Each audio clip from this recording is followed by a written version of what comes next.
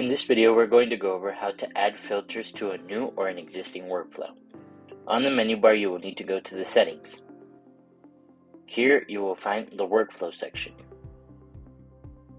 Click on the edit icon for the workflow you want to add filters to. A slide-out will appear with the workflow properties and filters.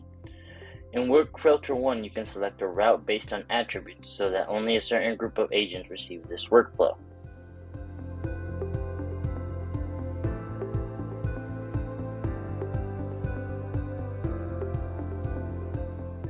You can add advanced workflow routing by adding a step. These include targeting a queue, subset of agents,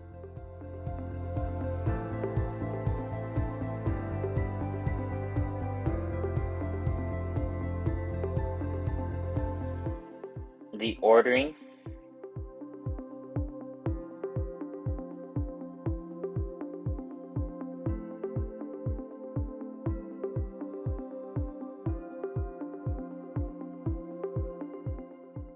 the option to skip the step,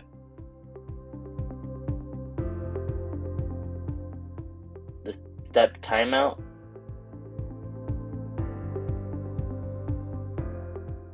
and the priority of the task.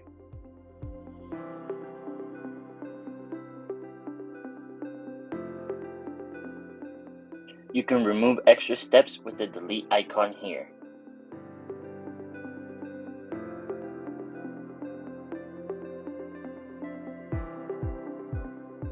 Click on Save Changes to update your workflow.